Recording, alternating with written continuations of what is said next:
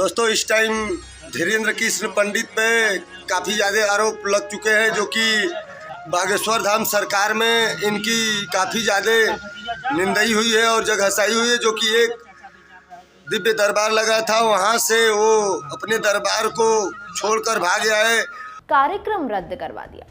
क्या है पूरा मामला? नागपुर के रेशम बाग में बागेश्वर धाम की दिव्य दरबार लगी थी और वहां पे गुरुदेव ने दावा किया था कि गुरुदेव ने कहा था कि मैं चमत्कार दिखाऊंगा, और उन्मूलन समिति ने इसका वीडियो सीधे लेकर पुलिस के पास गई और पुलिस ने पड़ताल की और गुरुदेव को उस समिति ने बोला कि मैं 30 लाख रुपया दूंगा, जो कि आप मुझे ये साबित कर देंगे कि ये सच है और ये झूठ है।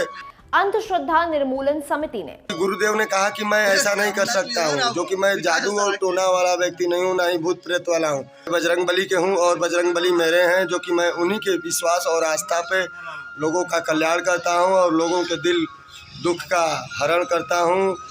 हनुमान जी के हम सेवक हैं और हम बालाजी के हैं, बालाजी हमारे हैं। हाथी चले बाजार कुत्ता भौंके हजार, 21 लाख रुपया ऐसा कुछ बताया कि हाथी चलती है तो कुत्ता भौ भौ करता है, जो कि वो सत्य बात है। और हमें लोगों से कुछ नहीं चाहिए, लोग हमारे पे भरोसा करते रहे, यही सबसे बड़ी बात है। और हम बालाजी के हैं, बालाजी हमारे हैं।